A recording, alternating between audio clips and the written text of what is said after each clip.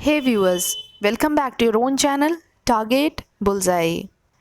आज के इस वीडियो में हम लोग बात करने वाले हैं सुंदरम फाइनेंस के ऊपर। ये कंपनी एस्टैब्लिश हुई थी 1954 में और प्राइमरली इनके बिजनेस रहे हैं फाइनेंस करना commercial vehicles, cars, construction equipment या फिर अदर टाइप के जो भी व्हीकल्स है रिटेल सेगमेंट में।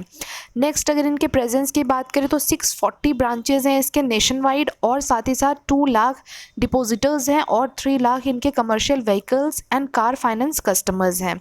नेक्स्ट अगर बात करते हैं तो आज के टाइम पे सुंदरम फाइनेंस लिमिटेड जो है काफ़ी डाइवर्सिफाइड इनके प्रेजेंस है in mutual funds, housing finance, general insurance, IT, business processing outsourcing and retail distribution में इनके जो भी है फाइनेंशियल सर्विसेज या फिर प्रोडक्ट के अंदर काफ़ी इन्होंने अभी आज के टाइम में इन्होंने काफ़ी अच्छा खासा ये डाइवर्सिफाई किया है।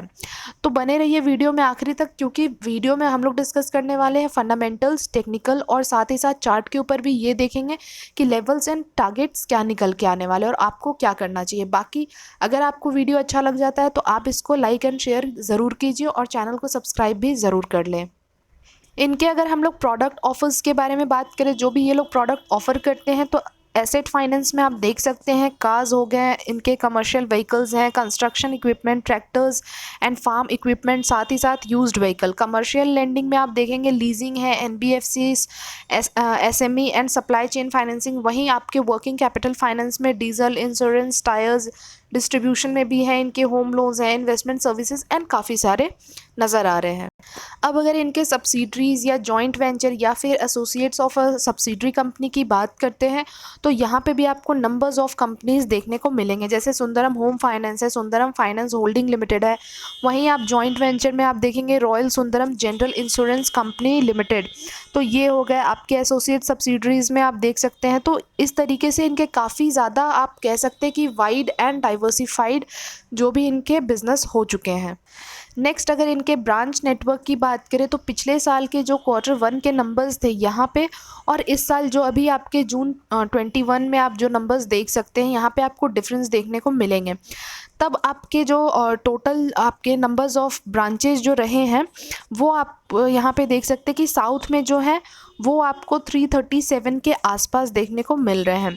वहीं अब अगर हम लोग बात करते हैं जो ब्रांच नेटवर्क है नॉर्थ में पिछले साल वो 168 के आसपास थे और वहीं वेस्ट में 64 और ईस्ट में 41 देखने को मिलेंगे। अब अगर इस साल की बात करते हैं तो ये नंबर्स आपको घटते हुए दिखे हैं, बट ये वाले नंबर्स जो हैं वो बेशक आपको बढ़ते हुए दिखे हैं। बाकी जो नंबर्स हैं आपको ऑलमोस्ट सिमिलर ही देखने को मिलेंगे। वहीं अगर नंबर ऑफ ब्रांचेस जो हमने देखे हैं टोटल 610 है। एम्प्लॉयज़ की बात करें तो 4208 एंड नंबर ऑफ ब्रांचेस अभी की बात करें तो 597 हो गया और जो टोटल नंबर ऑफ एम्प्लॉयज़ है वो आपके घट के 4191 हो गए हैं। तो आपको दोनों जगह पे आपको इस साल के जो भी नंबर्स हैं उनमें आपको दोनों में ही कमी देखने को मिली है और बाकी हमने जो रीज़न वाइज जो है वो हमने देख ही लिया है कि साउथ, नॉर्थ, वेस्ट, ईस्ट में किस तरीके से डिस्ट्रीब्यूट किया हुआ है इनके जो भी नंबर ऑफ़ ब्रांचेस रहे हैं वो। अब यहाँ पे इनके थोड़े से फिनेंशियल्स पे भी नज़र डाल लेते हैं साथ ही साथ। तो यहाँ आप देख सकते हैं कि जो रेवेन्यू फ्रॉम ऑपरेशंस जो हैं तो इस साल के जो नंबर्स हैं वो आपको थोड़े से आप कह सकते हैं कि बढ़े हुए देखने को मिल रहा है और सारे नंबर्स जो हैं वो करोड़ में हैं। दैट मीन्स जो पिछले Q1 के नंबर्स थे वो थे 940 करोड़ और इस बार है 941 करोड़ के लगभग। टोटल रेवेन्यू आप यहाँ पे देखेंगे तो टोटल रेवेन्यू जो आपको नज़र आ रहे हैं वो है 943 और ये 946 करोड़ के आसपास। तो ये आपको बढ़ते हुए दिखे हैं। वहीं टोटल एक्सपेंस की बात करें तो जो एक्सपेंसेस हैं वो आपको कंट्रोल होते हुए दिखे हैं। पिछले साल 724 करोड़ के आसपास थे और इस साल जो है 693 करोड़ के लगभग देखने को मिले हैं। वहीं अगर हम लोग प्रॉफिट आफ्टर टैक्स की बात करते हैं तो प्रॉफिट आफ्टर टैक्स में आपको जो नंबर्स नज़र आ रहे हैं वो है 165 करोड़ पिछले साल और इस साल की बात करते हैं इस Q1 की तो ये हैं आपके 191 करोड़ के लगभग। अब यहाँ पे हम लोग ये देख लेते हैं कि जो परसेंटेज चेंज हुए ओवरऑल जो भी हाइलाइट्स हैं इनके फाइनेंशियल परफॉर्मेंस के उसके उसके ऊपर बात कर लेते हैं, तो यहाँ आप देख सकते हैं कि जो AUM है वो आपके 29,823 करोड़ के आसपास हो गए। आपको 1% का ग्रोथ देखने को मिल रहा है। वहीं अगर ग्रॉस स्टेज 3 की बात करें तो ये आपको डाउन में देखने को मिल रहे हैं। आप यहाँ देख सकते हैं कि 2.44 के आसपास ये आपको जो भी है वो नज़र आ रहे हैं।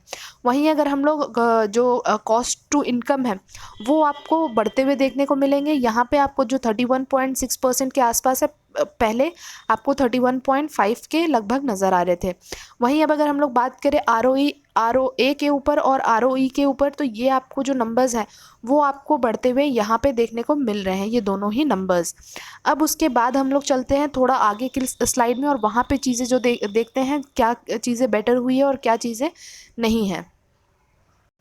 बाकी वीडियो में आगे बढ़ने से पहले हम लोग एक बार शेयर होल्डिंग पैटर्न्स भी देख लेते हैं, उसके बाद बाकी चीज़ें जो भी है वो फिर हम लोग डिस्कस करेंगे। और हाँ, अगर अभी तक आपके पास डीमैट अकाउंट नहीं है और आप ओपन कराना चाहते हैं तो आपको हमारे डिस्क्रिप्शन बॉक्स में 2 लिंक मिल जाएंगे। First one is from Alice Blue and second one is from Zerodha.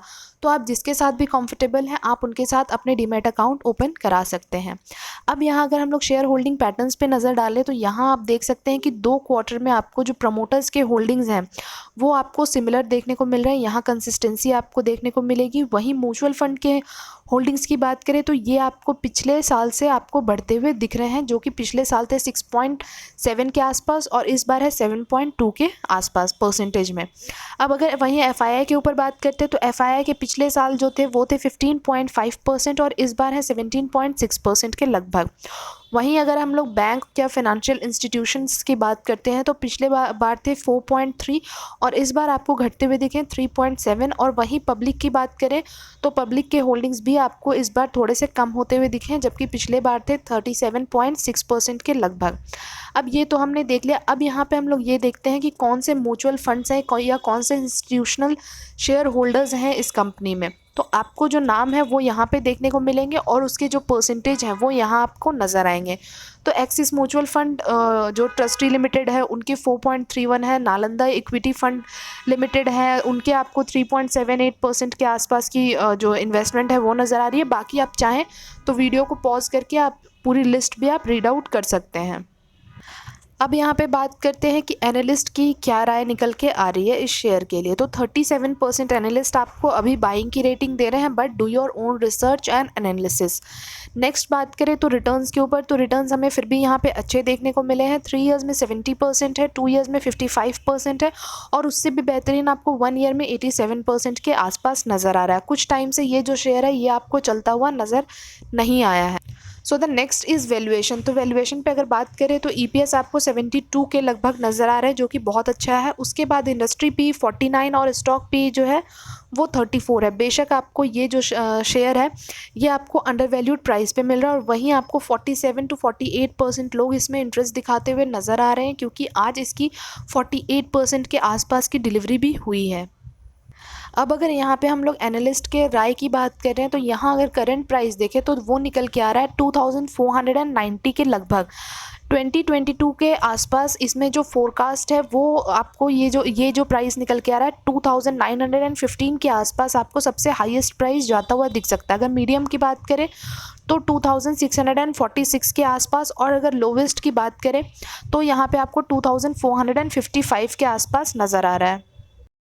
So the next is income growth percentage. तो यहाँ आप देखेंगे जो पिछले 5 साल से लेके अभी के नंबर्स जो हैं, 3 साल में आपको ज़्यादा नंबर्स बढ़े हुए दिखे थे, वापस से आपको इस 1 साल में घटते हुए नंबर नज़र आ रहे हैं। Next is profit growth. तो प्रॉफिट ग्रोथ के जो नंबर्स हैं या परसेंटेज हैं आपको काफ़ी ज़्यादा यहाँ पे डिप में भी देखने को मिल रहा है। अब अगर बात करें ROE के नंबर्स, तो ROE के नंबर्स आपको वो जो है ये आपको घटते हुए दिखे पिछले 3 साल के या फिर आप कह लें 5 साल के मुकाबले। ROCE की बात करें तो ROCE के भी जो नंबर्स हैं वो आपको घटते हुए ही नज़र आ रहे हैं। हमने कुछ पहले स्लाइड में हमने डिस्कस कर लिया था कि शेयर होल्डिंग पैटर्न्स क्या हैं। अब अगर यहाँ बात करें कि जो प्रमोटर्स के प्लेज के ऊपर, तो यहाँ किसी तरह का प्लेज भी नज़र नहीं आ रहा है। अब बात करते हैं इसके चार्ट के ऊपर। तो चार्ट में आपको जो नंबर्स यहाँ पे देखने को मिल रहे हैं, जो भी जिस तरीके से ये शेयर आपको बढ़ता हुआ दिखा है 1753 के प्राइस से ये 986 तो आपको आता हुआ दिखा था। अपने सारे वीकली EMA को ब्रेक करने के बाद काफ़ी नीचे आपको आता हुआ नज़र आया।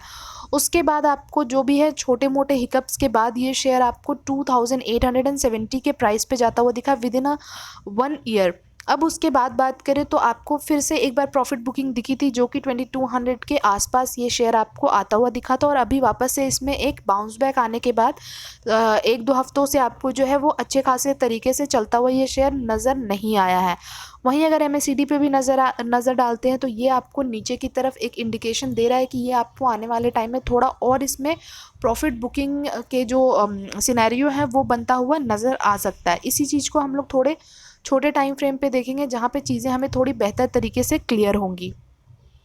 अब बात करते हैं 1 डे के टाइम फ्रेम पे, तो आप देख सकते हैं कि इस बीच में जो 2200 के आसपास जब ये शेयर था उसके बाद जो इसमें आपको थोड़ी जो बाउंस बैक देखने को मिली थी और वापस से अभी जो प्रॉफिट बुकिंग है तो ये बीच में आपको 2459 के प्राइस तक नीचे आता हुआ दिखा था, और अगेन आपको उसी लगभग के सेम आपको लेवल पे आपको अभी देखने को मिल रहा है और यहाँ पे आपको ये सपोर्ट लेता हुआ नज़र आ रहा है।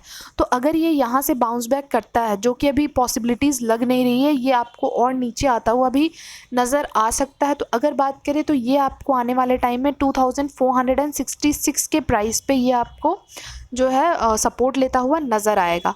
उसके बाद अगर यहाँ से ये बाउंस बैक करता है तो ये आपको आने वाले टाइम में 2597 के प्राइस पे जाता हुआ दिख सकता है। अगर उसके ऊपर की बात करें तो ये आपको आने वाले टाइम में जितना आप होल्ड करेंगे जिस तरीके से, तो ये आपको और ऊपर जाता हुआ भी नज़र आ सकता है, जो कि जहाँ से ये आपको शेयर नीचे की तरफ आता हुआ दिखा था, जो हमने पिछले स्लाइड में भी डिस्कस किया है 2870 या 76 के आसपास का जो लेवल है वहाँ तक भी आपको जाता हुआ दिख सकता है। बट अगर यही है कि प्रॉफिट बुकिंग इसमें कंटिन्यू बनी रहती है, जबकि रिजल्ट्स इसके अच्छे आए हैं उसके बावजूद भी इसमें काफ़ी प्रॉफिट बुकिंग हो चुकी है, ये कूल ऑफ भी हो चुका है ये शेयर, बट उसके बावजूद भी अगर आपको ये शेयर और नीचे आता हुआ नज़र आता है तो जैसा कि हमने बोला है कि आप इस प्राइस पे ये जो 2466 का प्राइस है आप यहाँ पे आप चाहें तो आप एक्यूमुलेशन कर सकते हैं।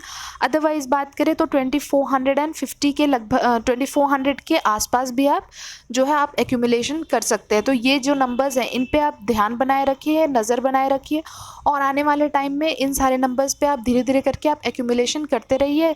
ज़्यादा से ज़्यादा अगर ये नीचे आता है तो भी अपने 200 डे EMA के आसपास अभी इसको नहीं आना चाहिए। मैक्सिमम अगर हम लोग बात करें तो भी ये 2350 के आसपास आपको आता हुआ दिखेगा। तो ये जो 3 नंबर्स हमने डिस्कस किए हैं, ये नंबर्स या फिर जो हमने बताया है कि 2450 जो निकल के आ रहा है सपोर्ट, तो ये 3 नंबर्स आप ध्यान में बनाए रखिए और उसी के हिसाब से जो भी आपके कैपिटल्स हैं उनको आप इसमें एक्यूमुलेट करना स्टार्ट कर सकते, क्योंकि ऑलरेडी इसमें काफ़ी प्रॉफिट बुकिंग हो चुकी है जैसा कि हमने पहले भी बोला है। तो आई थिंक आज के वीडियो में हमने काफ़ी कुछ डिस्कस किया है। अगर कुछ रह जाता है या फिर आपको कोई डाउट रहता है तो आप हमें कमेंट बॉक्स में आप अपनी क्वेरीज डाल सकते हैं। बाकी आज के वीडियो में बस इतना ही, मिलेंगे हम आपसे नेक्स्ट वीडियो में बहुत ही जल्द। तब तक के लिए thank you and take care.